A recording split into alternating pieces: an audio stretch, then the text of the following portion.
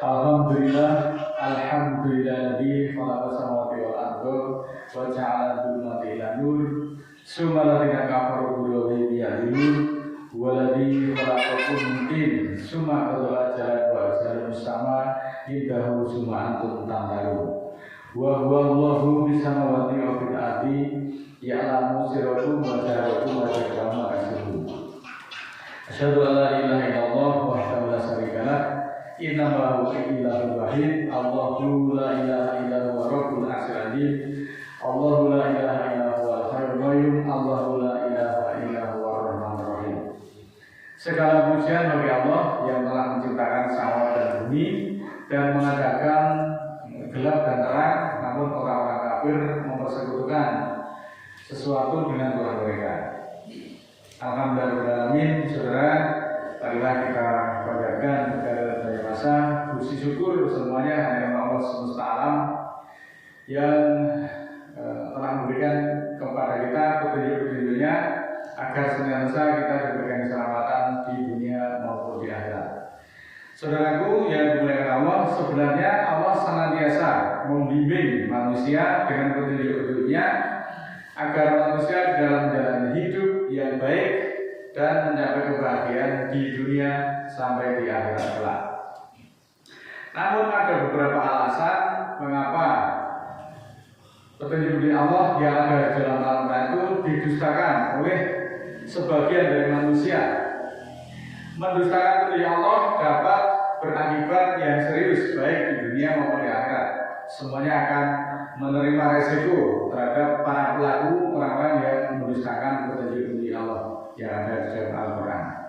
Oleh karena itu penting untuk bagi manusia selalu mengikuti petunjuk Allah yang ada di dalam Al-Quran dengan menjalankan perintah-perintahnya dengan sungguh-sungguh. Berikut ini kita akan kupas beberapa ayat yang menunjukkan sebagian manusia yang mendustakan petunjuk dari Tuhan mereka. Di antaranya dalam surat Yunus surat ke-10 ayat 17. A'udzubillahi minasyaitonirrajim. Bismillahirrahmanirrahim. Faman adallahu mimman iftara 'alallahi kadiban aw kadzaba bi ayatihi innahu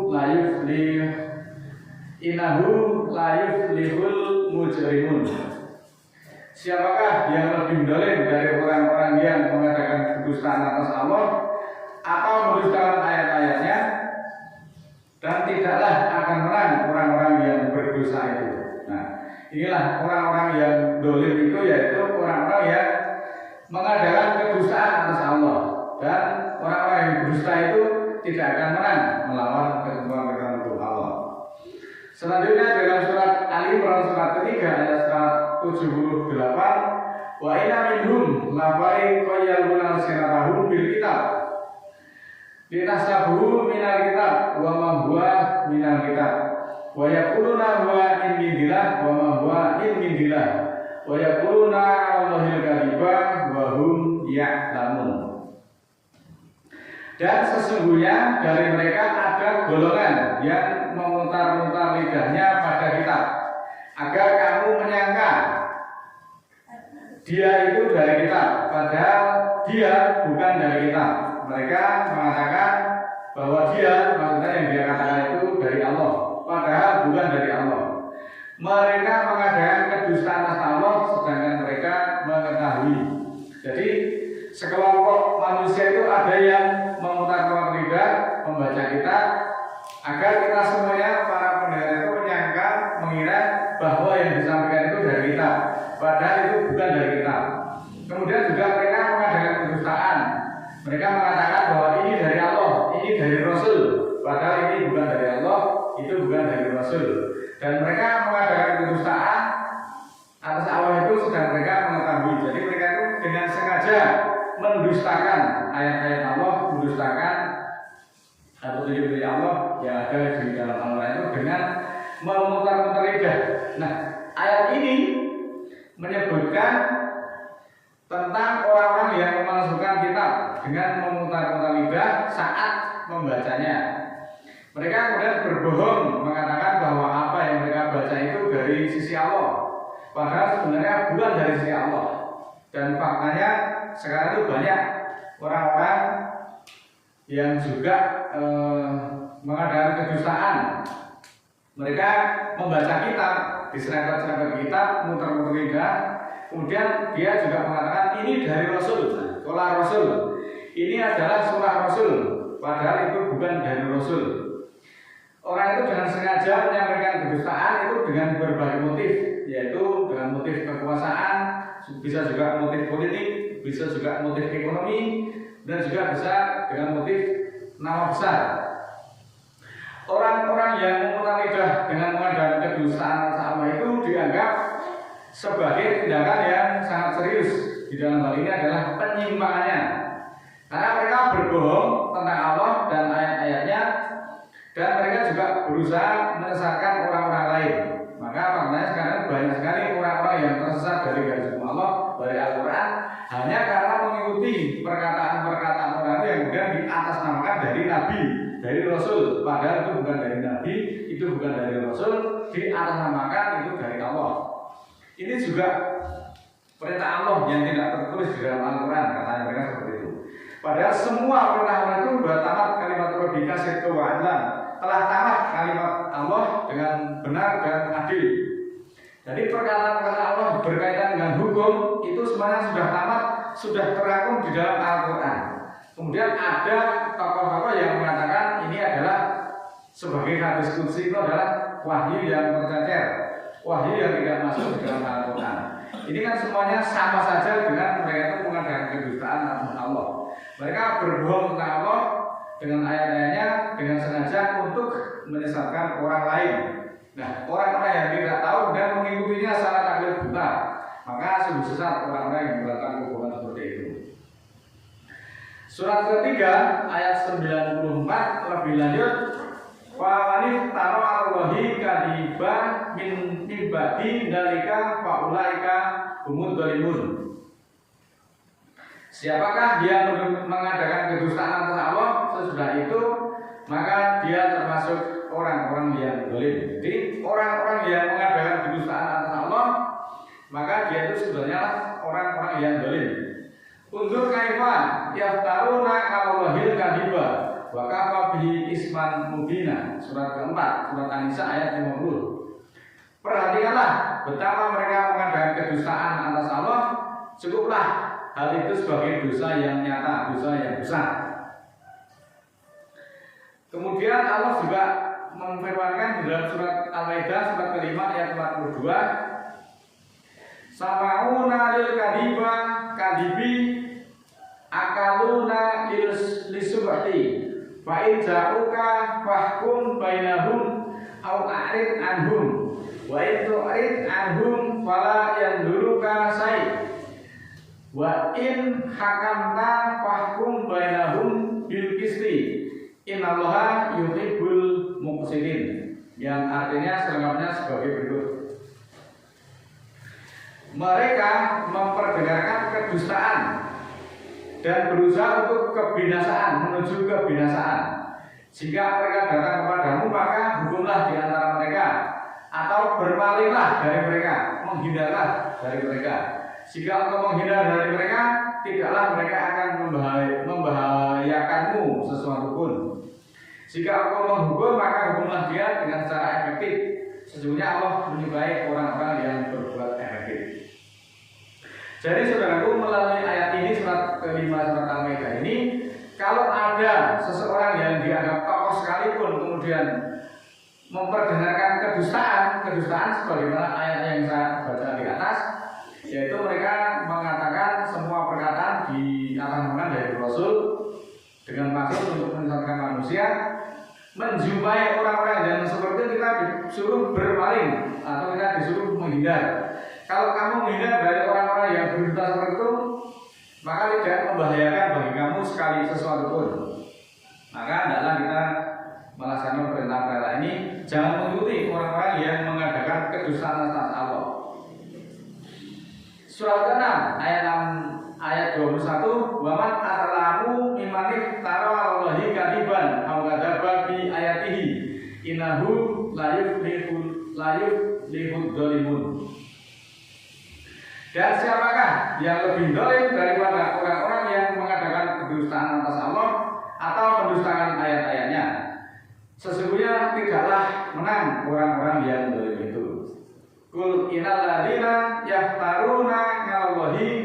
kadiba la yuflihun. Surat ke-10 itu surat Yunus ayat 69. Katakanlah, sesungguhnya orang-orang yang mengadakan kedustaan atas Allah tidak akan menang, tidak akan beruntung orang-orang itu. Justru mereka akan binasa karena mereka menuju ke binasaan, mereka akan celaka. Inilah saudaraku, sebenarnya masih banyak sekali ratusan ayat yang membongkar kedustaan dari para ulama-ulama yang berdusta itu. Kenapa saya katakan berdusta? Karena mereka itu tidak segan-segan mengganti perkataan Al-Quran itu kemudian diganti dengan qala Rasul atau perkataan Rasul di atas perkataan dari Rasul. Padahal itu tidak sesuai dengan Al-Quran. Tetapi para pendusta itu biasanya orang yang ditokohkan, punya kedudukan yang tinggi di dalam kemasyarakatan, sehingga mereka dapat mengintimidasi orang-orang yang lemah seperti kita. Orang-orang yang tidak semazhab dengan mereka kemudian diintimidasi sebagai orang-orang yang menyimpang, orang-orang yang ingkar, orang-orang yang sesat, menuduh, kemudian mengancam, menuduh sesat, menuduh ingkar sunnah dan seterusnya. Saya banyak menjumpai orang-orang seperti ini. Bukan berarti ketika saya menyampaikan ayat-ayat ini tidak ada hambatan. Banyak sekali hambatan, banyak sekali tantangan, ancaman kepada terhadap orang-orang yang ditokohkan tersebut. Bahkan ketika saya menyampaikan Al-Quran seperti ini kan petunjuk. Itu saya tuh justru disuruh bertobat. Lalu masalah kok ini sopo diberi ayat mengatakan Al-Quran menyesatkan supaya kamu bertobat. Kalau kamu membaca Al-Quran itu kamu harus menghormati ulama-ulama sepuh, katanya begitu. Nah kalian justru tidak menghormati Allah, kalian hanya menghormati para ulama-ulama sepuh. Yang saya sampaikan ini adalah Al-Quran, dan Al-Quran itu bukan firman dari para ulama sepuh, tapi wahyu Allah. Maka kita harus mengikuti semua apa yang dikatakan di dalam wahyu itu. Mentang-mentang dia sudah sebagai orang yang katanya paham ayat, itu justru ketika disampaikan Al-Quran, mereka justru menuduh saya itu sebagai orang yang sesat. Saya itu justru disuruh bertobat. Nah, mereka itu siapa? Seakan-akan mereka itu sudah menjadi wakilnya Allah saja dengan menyesatkan orang lain. Hanya karena mereka pernah belajar di Mesir dan sebagainya. Saya belum pernah belajar tentang berbagai hal di Mesir, di Saudi, belum pernah. Tetapi saya belajar untuk diri Allah melalui Al-Quran ini. Apa salahnya? Kalau Al-Quran itu dikatakan menyesatkan, sama halnya kalian itu menuduh Allah, menuduhkan Al-Quran itu untuk menyesatkan manusia. Padahal Allah menegaskan melalui berbagai ayat, orang-orang yang berdusta itu dikatakan orang yang berdusta atas nama Allah itu adalah orang yang lebih dolim. Orang yang mengadakan kedustaan atas Allah itu juga merupakan perbuatan dosa yang besar atau dosa yang nyata. Dan orang-orang yang mengadakan kedustaan atas Allah itu adalah orang-orang yang menuju kebinasaan. Orang menuju kebinasaan kalau kita mau ikuti. Kalau kita justru kita diberitahu oleh Allah supaya ketika kita ketemu dengan orang-orang yang berdosa itu supaya kita menghindar, supaya kita berpaling, tidak mengikuti para penyeru-penyeru yang mengadakan kedustaan itu. Bahkan Allah menegaskan tidak akan menang orang-orang yang dolim itu, meskipun mereka mengancam dan sebagainya. Tapi ancaman itu tidaklah membahayakan. Jadi kita tidak perlu takut. Tidaklah kita takut semata-mata hanya kepada Allah saja. Jadi saudara-saudara yang dimuliakan Allah, sebenarnya hukum Allah itu untuk dipatuhi, bukan untuk dirubah-rubah atau bahkan didustakan. Faktanya banyak sekali orang yang merubah-rubah hukum Allah. Muhammad itu sebagai Nabi dan sebagai Rasul Allah itu tidak pernah merubah-rubah sekalipun aturan-aturan Allah itu. Beliau itu tak sepenuhnya kepada perintah Allah, melaksanakan itu tidak ada halangan. Oleh karena itulah beliau itu dikatakan sebagai uswatun hasanah. Nah, uswatun hasanah di sini itu adalah pengertiannya dalam mentaati perintah-perintah Allah, bukan seperti yang dikatakan dalam hadis-hadis seperti yang beredar selama ini.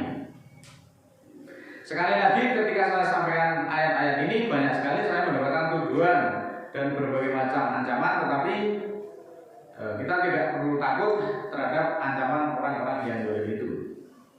Memang perjuangan itu berat, meskipun harus menghadapi berbagai ancaman, tetapi kita tidak boleh lemah, kita tidak boleh putus berputus asa dan berduka cita, banyaknya hambatan, Allah kemudian berpesan melalui ayat berikut, yaitu surat ke-3 ayat 139, wala tahinu wala tanzaluna wa antumul a'launa in kuntum mu'minin.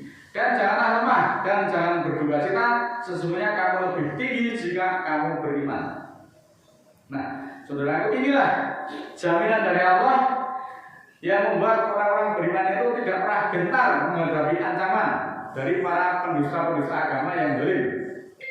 Sebenarnya pemalsuan-pemalsuan tentang perkataan Nabi itu sudah berlangsung sejak lama. Bahkan ketika beliau Rasulullah itu masih hidup, itu sudah terjadi pembangkangan dan pemalsuan. Ketika mereka di hadapan Nabi, mereka mengatakan taat, tapi ketika mereka di belakang Nabi, mereka kemudian mengganti perkataan-perkataan yang lain. Yang disampaikan itu bukan yang dikatakan oleh Nabi yang sesuai dengan Al-Quran. Nah, kita semua sudah tahu bahwa Nabi itu sudah meninggalkan kita itu lebih dari 1400 tahun. Jadi semakin banyak orang yang memasukkan perkataan-perkataan Nabi berupa hadis-hadis itu yang tidak sesuai dengan Al-Quran. Nah, orang yang tidak berpengetahuan, kemudian ketika dikatakan itu kalau Rasul, itu sabda Nabi, percaya begitu saja tanpa pernah mengcross-check kepada beliau. Karena kita tidak bisa mengcross-check kepada beliau karena beliau sudah wafat. Kita harus mengcross-check dengan Al-Quran sebagai furqan. Al-Quran ini adalah sebagai laboratorium kebenaran. Kalau sesuatu perkataan yang bahkan dikatakan dari Nabi sekalipun itu, kalau ternyata itu isinya bertentangan dengan Al-Quran, maka sekali lagi dia harus perkataan-perkataan itu harus ditinggalkan dan harus ditanggalkan, dan kita harus mengikuti hukum-hukumnya Allah. Nah, disinilah kita harus waspada bahwa segala sesuatu yang dikatakan dari Nabi, furqannya adalah Al-Quran. Kita harus cross-check dengan Al-Quran. Bila sesuai, kita pakai. Bila tidak sesuai, itu jelas hadis-hadis palsu yang dikatakan atau diatasnamakan dari Nabi. Maka pada saat ini waktunya kita kembali kepada hukum Allah satu-satunya tanpa serikat. Mumpung masih ada kesempatan, jangan sampai kita kemudian terlambat. Kalau kita mau tahu bahwa Nabi itu di dalam surat Najmi ayat 2, 3, dan 4 bahwa temanmu Muhammad itu tidak pernah gila. Dia tidak pernah membuat ucapan menurut hawa nafsunya. Wa ma yantiqu anil hawa. Muhammad orang teman sama hawa nafsunya diri. In huwa illa wahyun yuha. Ucapan Muhammad itu tidak lain hanyalah wahyu. Jadi di dalam kedudukan sebagai Nabi dan Rasul, perintah hukum yang wajib dipatuhi itu yang berupa wahyu, bukan yang perkataan-perkataan yang di luar wahyu. Ini kita harus paham. In huwa illa wahyun yuha. Ucapan Muhammad itu kecuali hanyalah wahyu Al-Quran. Ucapan Muhammad yang di luar wahyu Al-Quran itu berarti itu bukan sebagai hukum, supaya kita semua mengetahui kedudukan beliau itu. A'udzubillahi minasyaitonir rajim. Bismillahirrahmanirrahim. Rabbana la tu'akhidna in nasina aw akhtana. Rabbana wa la tahmil 'alaina isran kama hamaltahu 'alal ladzina min qablina. Rabbana wa la tuhammilna ma la taqata lana bihi wa'fu 'anna waghfir lana warhamna anta maulana fansurna 'alal qaumil kafirin. Rabbana ighfir lana dzunubana wa kaffir 'anna sayyi'atina wa tawaffana ma'al abrar. Rabbana tuzigh qulubana ba'da hadaitana wa hab lana min ladunka rahmah innaka antal wahhab. Rabbana ighfir lana wa li ikhwanina alladziina sabaquna bil iman wa la taj'al fi qulubina ghillan lil ladziina amanu rabbana innaka ra'ufur rahim. Rabbi auzi'ni an askura nikmataka allati an'amta 'alayya wa 'ala walidayya wa an amala sholihan tardahu wa aslih li fi dzurriyyati inni tubtu ilaika wa inni minal muslimin. Subhana rabbika rabbil izzati amma yasifun wa salamun alal mursalin walhamdulillahi rabbil alamin. Wassalamualaikum warahmatullahi wabarakatuh.